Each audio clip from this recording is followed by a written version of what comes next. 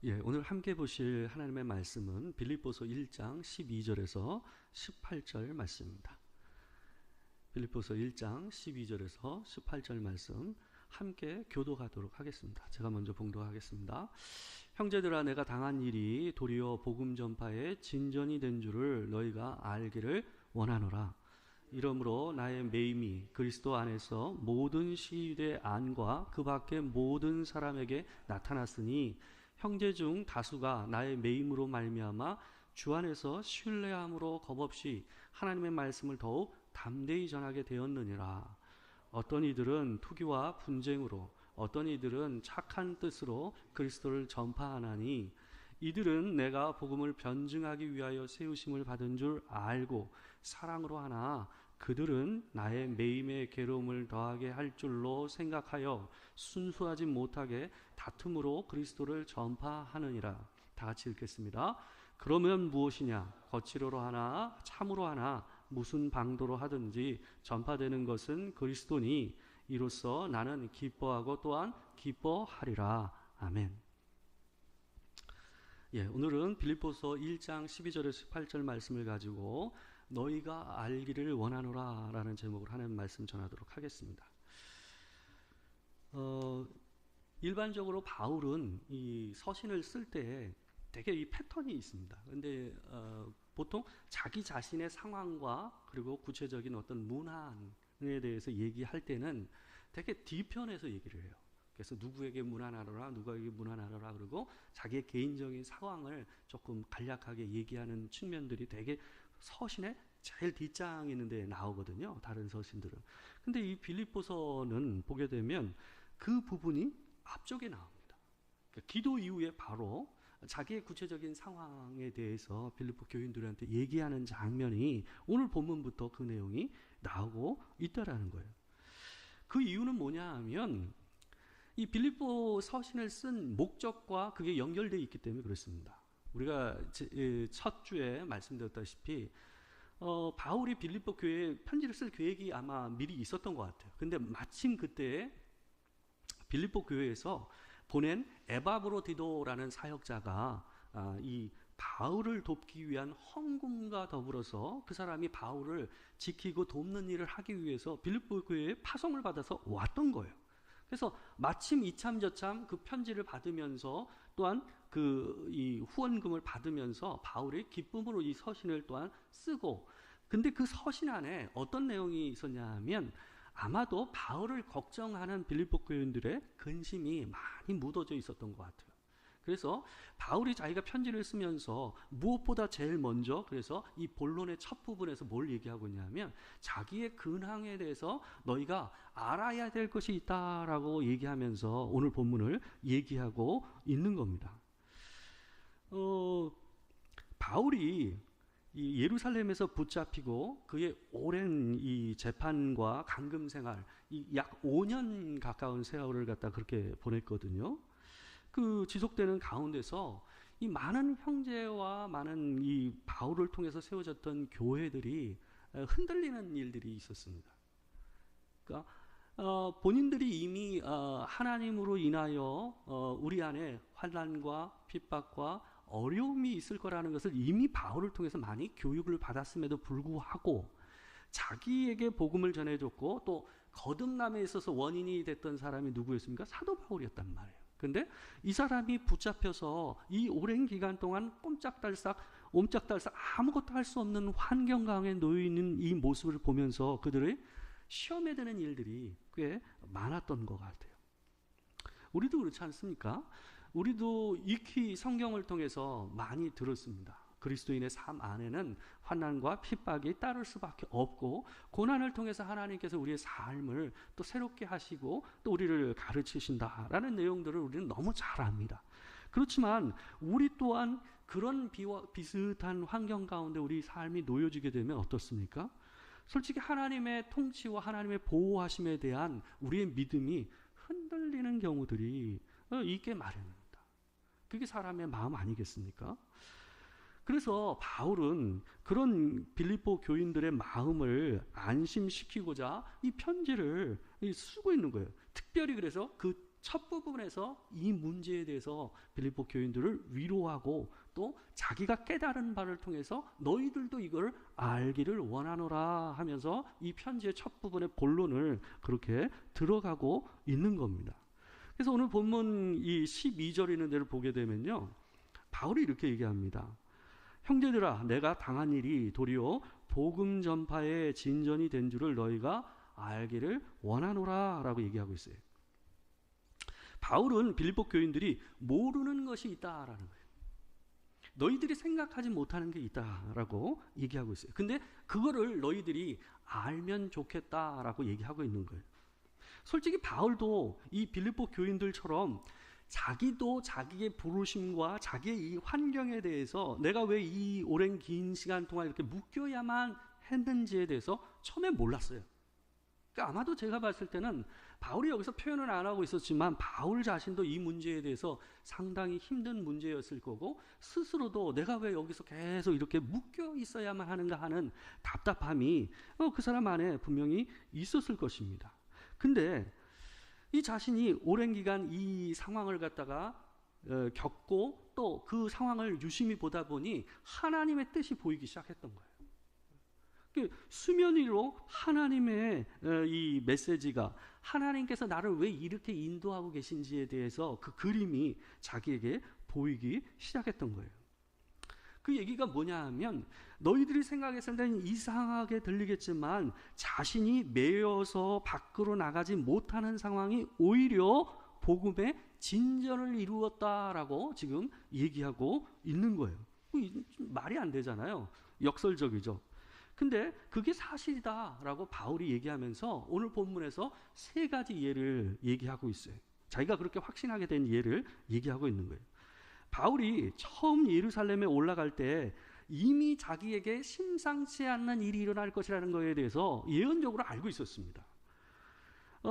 본인이 아시아에 있다가 이제 예루살렘으로 가는 여정 가운데서 보게 되면, 이 지도를 여러분 보시게 되면 중간 정도 있는 데 보면 밀레도라는 데가 있어요. 거기가 이제 항구거든요. 이 바로 밀레도 바로 위쪽에 보게 되면 에베소가 있죠. 그죠? 그 에베소까지가 이게 한 약 45km 정도 되는 거리예요. 그러니까 이 사람이 이 저쪽 자기가 건너편 펠로폰네소 반도 있는 쪽에 있다가 이제 소아시아 쪽으로 넘어와서 다시 예루살렘 쪽으로 넘어가려고 하는 이 과정 가운데 있으면서 자기가 에베소에 있는 장로들을 이 밀레도로 불러서 작별 인사를 하려고 가려고 했던 거예요.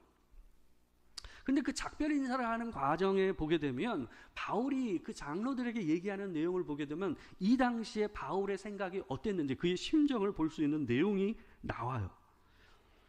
사도행전 20장 22절에서 25절 말씀을 보게 되면 좀 길지만 제가 여러분들한테 한번 읽어드릴게요. 한번 보세요. 바울이 이런 심정으로 간 거예요. 보라, 이제 나는 성령에 매여 예루살렘으로 가는데 거기서 무슨 일을 당할는지 알지 못하노라. 오직 성령이 각성해서 내게 증언하여, 예언으로 이미 들었다라는 거죠. 결박과 환난이 나를 기다린다 하시나 내가 달려갈 길과 주 예수께 받은 사명 곧 하나님의 은혜의 복음을 증언하는 일을 마치려 하면은 나의 생명조차 조금 더 귀한 것으로 여기지 아니하노라. 그러니까 이 결박과 환난이 자기의 생명과 연결돼서 이 일이라는 것을 자기 스스로 결심을 하고 있었던 것 같아요. 그러면서 보라, 내가 여러분 중에 왕래하며 하나님의 나라를 전파하였으나 이제는 여러분이 다 내 얼굴을 다시 보지 못할 줄 아노라. 이 상황으로 봤을 때, 이 내용으로 봤을 때 바울은 어떨 거라고 생각했던 것 같습니까? 예루살렘으로 자기가 지금 올라가는 그 길이 자기의 죽음의 길이라고 생각했던 거예요, 이미.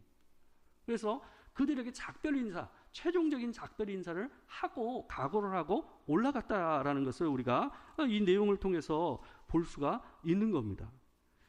성령을 통해서 자기가 올라가지만 자기는 아마도 죽을 가능성이 높다. 그러니까 마지막으로 너에게 인사를 한다라고 얘기를 하죠. 그렇지만 구체적으로 이 길을 가면서 자기가 어떤 일을 당하게 될지에 대해서는 정확히 몰라요. 아마도 이 내용으로 봤을 때 바울은 올라가게 되면 가까운 시일 안에 자기가 죽음을 당할 가능성이 높을 거라고 아마 예측을 한 것 같아요. 근데 실제로 자기가 살아보니 어땠던 거예요? 5년이라는 세월을 갖다가 예루살렘을 거쳐서 가이사랴에서 3년, 그리고 로마로 가서 로마에서 2년, 지금 이러면서 한 5년을 갖다가 보낸 거거든요. 그러니까 바울도 전혀 예측할 수 없었던 자기 인생의 여정이 이 지난 5년간의 여정이었던 겁니다. 구약이든 신약이든 하나님의 사람들이 하나님의 예언과 명령에 따라서 가는 그 길에서 보게 되면요, 자신이 어떤 일을 당할는지 하나님께서 구체적으로 어떻게 하실지에 대해서 잘 모르고 떠납니다. 아주 단순한 내용과 명령에 따라서 그들은 움직인다라는 것을 우리가 성경을 통해서 보면 쉽게 알 수가 있어요. 이 긴 시간 동안 하나님께서 자신을 이렇게 매이게 하신 이유를 발견하기 시작했어요, 바울이. 사람들이 보기에 복음이 막혔다라고 생각했지만 이 바울이 보게 되면, 바울도 처음엔 몰랐어요. 자기도 답답했을 거예요. 근데 이 가운데서 뭘 느꼈냐면, 도리어 잡혀있는 동안에 예루살렘과 유대 지도자들 앞에서 자기가 전하는 복음에 대해서 변증하고 확장하는 일을 할 수 있는 기회가 그에게 주어졌다는 거예요. 생각을 해보세요. 일반적으로 바울이 전하는 복음대로 다른 유대 지도자들 앞에서 자기가 공식적으로 그냥 공간에서 전했다고 한다면 분명히 돌에 맞아 죽었을 겁니다. 왜냐하면 그 재판하는 과정에서도 몇 번 그들이 바울을 자객을 보내서 죽이려고 하지 않았습니까? 근데 누가 그를 보호했습니까? 로마의 군병들이 그를 보호했어요. 이게 하나님의 섭리였다라는 것을 바울이 얘기하고 있는 겁니다.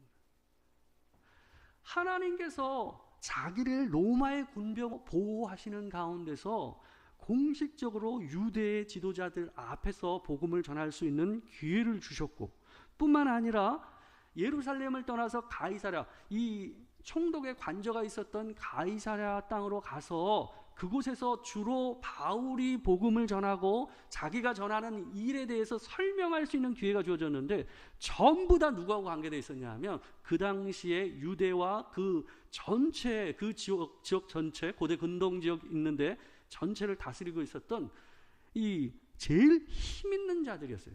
2명의 총독이었고, 그 다음에 헤롯 아그리파 왕, 그 다음에 여러 귀족들이었어요. 이 모든 과정이 뭘 얘기해 주는지 우리가 잘 생각을 해봐야 돼요. 바울 스스로는 그 일이 답답하고 힘든 일이었지 모르겠지만, 바울이 그 당시에 그 일대를 다스리는 모든 사람 앞에서 기독교와 복음을 전하는 사람들이 어떤 사람들인지에 대해서 설명하고 얘기해 줄 수 있는, 변증할 수 있는 기회가 주어졌다는 것은 앞으로 드러나게 될 하나님의 복음의 역사에 있어서 굉장히 중요한 사건입니다. 왜 그러냐 하면 그 당시만 하더라도 예수님도 어떻게 돌아가셨어요? 로마에게 정치적인 반영을 꾀하다가 죽은 걸로 돌아가셨잖아요. 그죠? 그러니까 그것은 유대 지도자들은 계속해서 기독교인들을 어떻게 몰았냐면 로마에 반하여 다른 나라를 전하는 자들로 계속해서 그들을 몰아갔단 말이에요. 그래서 로마와 반하는 존재로 했단 말이에요. 그게 굉장히 큰 문제란 말이죠. 근데 사도 바울이 지나가는 이 모든 여정 가운데서 뭘 한 거냐 하면 그것에 대한 오해를 다 풀어버렸어요. 그리스도를 믿는다라는 것과 하나님의 복음을 전한다라는 것이 정치적인 문제와 연결되어 있지 않다 하는 것을 황제 앞에서 얘기할 수 있게 된 거예요. 그리고 총독들 앞에서 얘기하게 된 거예요. 그러니까 이 사건을 통해서 어떻게 된 거예요? 그 당시에 있었던 복음을 전하는 모든 사람들이 복음을 합법적으로 문제없이 전할 수 있는 환경을 뭘 해준 거예요? 사도 바울이 만들어준 거예요. 이게 참으로 놀라운 하나님의 계획이었다라는 걸 우리가 어디서 볼 수 있냐면요, 사도행전 25장 24절에 27절에 있는 데 보게 되면 가이사랴에 있었던 베스도 총독이요, 이 사도 바울이 자기가 황제 앞에서 재판을 받겠다라고 청원하는 일을 할 때에 이 자기의 답답한 심정을 갖다가 얘기하는 장면이 있습니다. 그 내용을 보게 되면 제가 말씀드린 역사가 있었다는 걸 알 수가 있습니다. 자, 우리 25장 24절에서 27절 말씀을 함께 읽어보도록 하겠습니다. 자, 시작. 베스도가 말하되 아그리파 왕과 여기 같이 있는 여러분이여, 당신들이 보는 이 사람은 유대의 모든 무리가 크게 외치되 살려두지 못할 사람이라고 하여 예루살렘에서와 여기서도 내게 청언하였으나 내가 살피건대 죽일 죄를 범한 일이 없더이다. 그러나 그가 황제에게 상소로 고로 보내기로 결정하였나이다. 그에 대하여 황제께 확실한 사실을 아랠 것이 없으므로 신문한 후 상소할 자료가 있을까 하여 당신들 앞, 특히 아그리파 왕 당신 앞에 그를 내세웠나이다. 그 제목도 밝히지 아니하고 제수를 보내는 것이 무리한 일인 줄 아나이다 하였더라. 이 베스도 총독이 하는 말을 잘 보십시오. 이게 뭐냐 하면 바울이 황제 앞에 가서 자기가 이 재판을 받겠다고 청원을 한 거예요. 상소를 한 거예요. 상소를. 근데 베스도 입장에서 이게 굉장히 곤란한 상황인 거예요. 왜 그러냐 하면 황제에게 상소를 하려면 거기에 대해서 어떤 그 그럴싸한 명목과 명분이 있어야 되는데 자기가 봤을 때 아무리 봐도 몇 년에 걸쳐서 이걸 봤거든요. 자기가. 근데 아무리 봐도 이 문제는 그냥 종교적인 문제지 황제가 나서서 이 문제를 재판할 문제가 아니다라는 거예요. 그러니까 바울에겐 죄가 눈 씻고 찾아도 없다라는 것을 이 사람이 확인한 거예요. 그러다 보니까 자기 스스로가 굉장히 곤란해진 거예요. 그래서 헤롯 아그리파, 유대의 피가 있었던 이 혼혈이거든요. 헤롯 아그리파는. 그러다 보니까 이 사람 자기에 비해서 유대인들에 대해서 더 잘 아는 사람이에요. 그래서 헤롯 아그리파 왕에게 일부러 바울에 대해서 판단해 줄 것을 갖다가 자기가 못 본 게 있는지 좀 봐달라고 얘기하는 장면인 거예요. 그러니까 얼마나 자기가 답답했는지를 갖다가 알 수가 있는 거죠. 이런 상황 가운데서 바울이 로마에서 정식 감옥이 아닌 감금 생활을 하게 된 이유가 여기에 다 드러나는 겁니다. 이게 바로 사도 바울이 지금 빌립보 교인들에게 얘기하듯이 로마에 있으면서도 자기가 감금 생활을 하고 있고 또한 자기에 대해서 시위대뿐만 아니라 그 주변에 있는 모든 사람들에게 자기가 그리스도로 인하여 붙잡혀 있다라는 것이 알려져서 그 사람들이 내게 관심을 보이게 되는 일이 일어났다라는 얘기를 하는 게 그런 의미가 있는 거예요. 왜요? 아니 황제에게 상소를 했는 사람인데 여기 와서 재판을 받기로 했는데 도저히 그 사람의 죄를 뭐라는 거예요? 규정 지을 수가 없는 사람. 그래서 사람들이 사도 바울에게 관심을 보이고 소문이 난 거예요. 그래서 시위대와 시위대 밖에 있는 모든 사람들에게라고 되어 있는데 이게 헬라어 이쪽에 더 직역을 해보면 뭐냐 왕궁에서라는 의미가 더 가까워요. 그러니까 이 주변 왕궁 전체에 한다는 모든 사람들에게 뭐가 알려진 거예요? 바울이 전하는 그리스도 또한 그가 전하는 복음. 그게 도대체 뭐길래 이 사람이 자기의 목숨을 바쳐서 이 변호를 하고 있는가 하는 의아심이 들면서 로마의 핵심 귀족 사회에 기독교에 대한 뭐예요? 변증과 변호와 제대로 된 알림의 사건들이 일어나게 된 것입니다. 이게 보게 되면 하나님께서 사도 바울의 메인은 이 5년의 세월 동안 얼마나 큰 이 복음과 관계된 큰 프로젝트를 진행하고 있었는가를 우리가 볼 수가 있는 겁니다. 처음에 사도 바울도 답답했어요. 그리고 그를 오해하고 교회들이 흔들리고 또 아는 교인들이 자기로 인하여 근심하는 일들이 일어났는데 사도 바울의 마음이 얼마나 힘들었겠습니까? 근데 자기는 못 나가요. 근데 나중에 보니까 뭐였던 거예요? 그게 하나님께서 내게 허락하신 가장 큰 프로젝트였던 거예요. 자기가 바깥에서 했던 복음의 모든 이 3차에 걸친 이 선교 사역보다 훨씬 더 큰 프로젝트가 자기가 감옥에 매여서 5년을 보냈던 세월 안에서 기독교를 알리고 또 로마와 이 전체의 상류 사회에 기독교가 그런 단체가 아니고 어떤 건지에 대해서 복음을 설명할 기회를 얻는 그런 일이 이루어졌다라는 것입니다. 우리가 이 바울의 얘기를 보면서 우리 인생 안에서 일어나는 다양한 사건들에 대해서 솔직히 우리는 잘 모릅니다. 왜 갑작스럽게 나를 이 길로 가게 하시는지, 또 이 일을 내게 맡기시고 나를 왜 여기에 서게 하시는지, 그리고 또 때로는 이런 수치스럽고 치욕적인 상황에 놓이게 하시는지, 또 갑작스럽게 어떤 일을 하게 하시는지 솔직히 그거 잘 몰라요. 우리가 하나님의 부르심을 분명히 알고 기도하고 결정한 일을 할지라도 그런 일을 만납니다. 사도 바울처럼. 사도 바울도 예언을 듣고 그 예언에 따라서 뭘 한 거예요? 예루살렘에 갔잖아요. 그러니까 실질적으로 우리 인생을 통해서 하나님께서 하실 일은 솔직히 우리는 몰라요. 근데 훨씬 더 하나님의 큰 계획 안에서 여러분과 제 삶의 모든 일들이 하나하나가 맞물려서 돌아가고 있다는 것은 분명하다는 거죠. 그래서 제가 지난 주일에 이 박규배 집사님이 그 주일 찬양곡으로 불렀던 곡이 저한테 굉장히 그날 은혜가 됐어요. 그 하나님의 부르심이라는 곡이었어요. 여러분 잘 아시는 곡 아닙니까?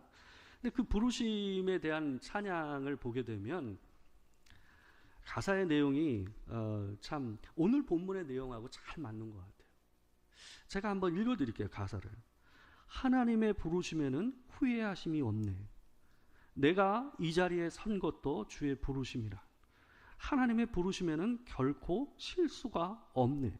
나를 부르신 하나님의 신실하심을 믿네. 작은 나를 부르신 뜻을 나는 알 수 없지만 오직 감사와 순종으로 주의 길을 가리라. 때론 내가 연약해져도 주님 날 도우시니 주의 놀라운 그 계획을 나는 믿으며 살리.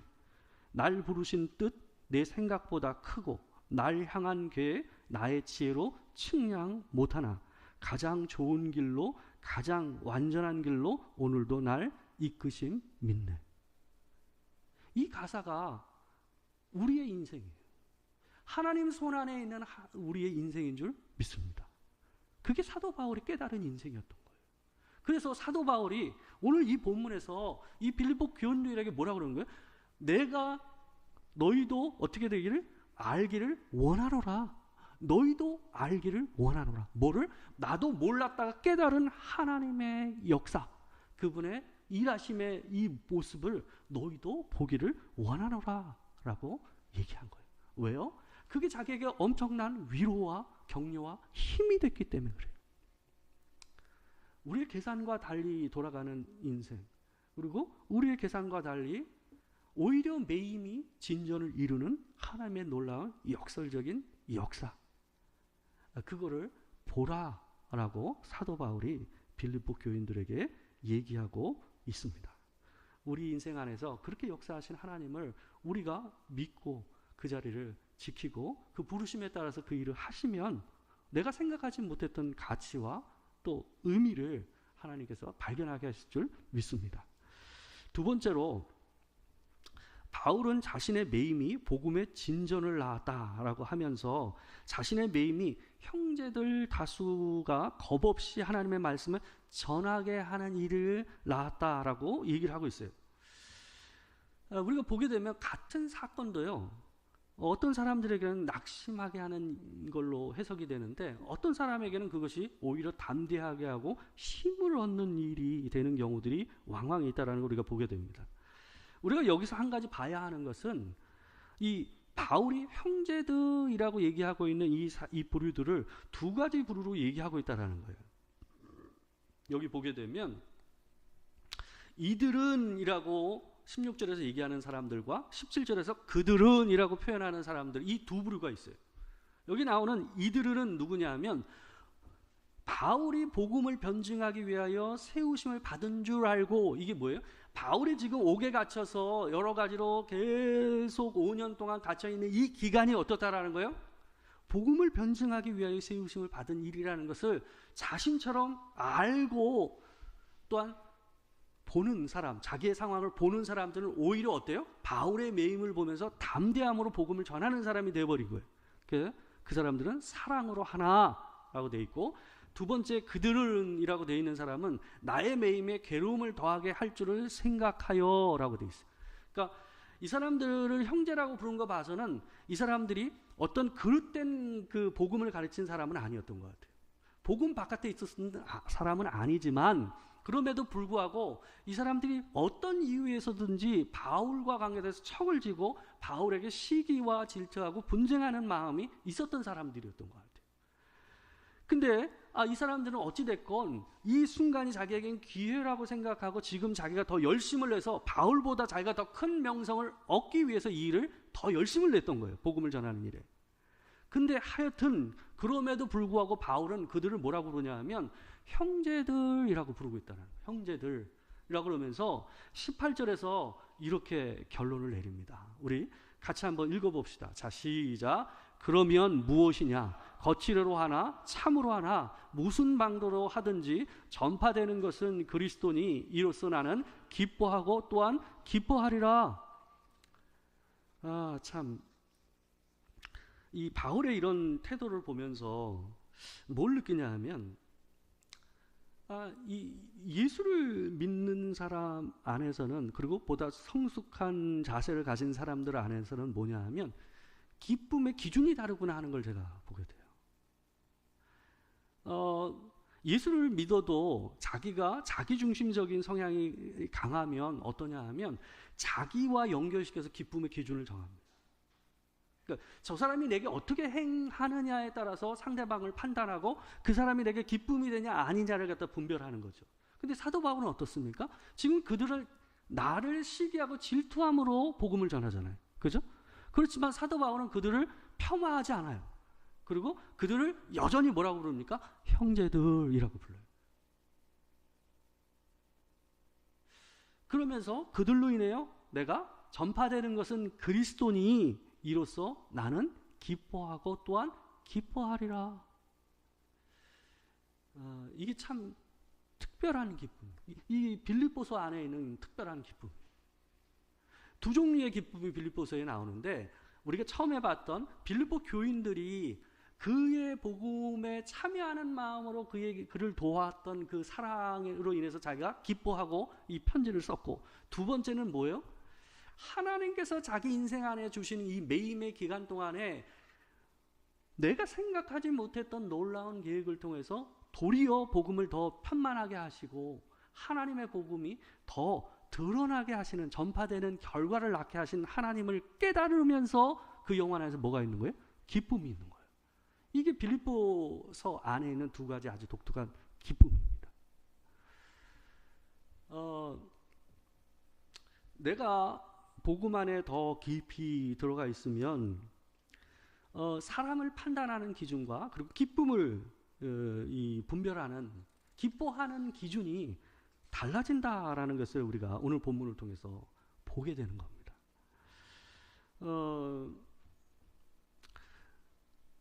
우리가 하나님 안에서 내 중심으로 살면 복음 안에 있어도 어때요? 기쁨과 그리고 하나님의 일을 바라보는 눈이 좁을 수밖에 없습니다. 근데 이 보게 되면 바울의 눈을 보게 되면 어떠냐 하면 자기가 내가 인정하고 내 마음에 드는 범주가 아니라 그리스도 안에서라는 이 범주 안에서 자기 생각을 거기에 맞추고 있다는 걸 우리가 볼 수가 있다는 거예요. 그러니까 내 기준이 아니라 하나님 안에서 그리스도의 계획 안에서 사람들을 보려고 하는 이 보다 포용적이고 복음 안에서의 포용력을 이 사람이 가지고 있구나 하는 것을 우리가 보게 되는 겁니다. 우리가 말씀을 매듭짓다면 우리가 오늘 두 가지를 볼 수가 있습니다. 첫 번째는 내 인생 안에서 일어나는 때로는 내가 원치 않는 답답한 매임과 갇혀 지내는 듯한 그런 상황들 안에서도 하나님은 일하신다라는 거예요. 하나님은 그때도 복음을 진전시키시고 하나님의 일을 하고 계신다라는 것을 기억해서 좌절하지 아니하고 그것을 붙잡고 그 길을 견디고 가야 한다라는 거고, 기쁨의 기준이 내가 아니라 그리스도의 계획 안에서 그리스도 안에서 그것을 보는 이 시야가 있어야 형제자매들을 바라보고 그들을 포용하는 능력이 달라질 수 있다라는 것을 우리가 오늘 본문 통해서 볼 수가 있다라는 겁니다. 우리가 복음 안에서 그런 넓은 시야와 관점을 갖게 되길 주의 이름으로 축원합니다. 우리 기도하도록 하겠습니다. 사랑하는 주여, 사도 바울이 자기가 매여 있는 것으로 인하여 교회가 힘들어지고 또 주변에 있는 많은 형제자매들이 흔들리는 모습을 보며 얼마나 답답하고 힘들었겠습니까? 그럼에도 불구하고 5년여의 긴 이 속박된 상황 속에서도 하나님께서 그 복음을 진전시키시고 또 하나님께서 장기적으로 이 복음을 흥왕케 하기 위한 기초를 놓고 있었다라는 것을 그가 깨닫게 됨으로써 자기 인생에 대한 하나님의 놀라운 위로와 격려를 받게 되는 것을 봅니다. 하나님, 우리도 우리 인생 안에서 내가 원치 않고 내가 필요로 하지 않는 어떤 상황들에 놓이게 되는 그 모든 상황 속에서 이런 바울의 말대로 너희가 알기를 원하노라 라는 말씀처럼 우리 인생을 향하신 하나님의 선과 하나님의 계획을 깨달아 위로와 힘을 얻어 하나님의 일을 끝까지 해낼 수 있는 복이 있기를 바랍니다. 하나님 또한 우리가 그 그리스도의 관점에서 시야에서 형제를 판단하고 또 포용할 줄 아는 그런 기쁨을 누릴 수 있는 은혜가 있기를 소망합니다. 내 중심적인 사고와 생각으로 기쁨을 나누는 자가 아니라 더 넓은 사고에서 그리스도 안에서 형제와 자매를 바라볼 줄 아는 넓은 시야와 포용력을 복음 안에서 허락하여 주시옵소서. 지금 우리 주 예수 그리스도의 은혜와 아버지 하나님의 크신 사랑과 성령의 교통하심이 진실로 내 인생을 향하신 하나님의 보다 큰 계획과 그 크신 하나님의 역사를 믿고 의지하며 신뢰하고 살아가기를 소망하는 이 자리에 있는 모든 성도들 가운데 지금으로부터 영원토록 함께 하시기를 축원하옵나이다.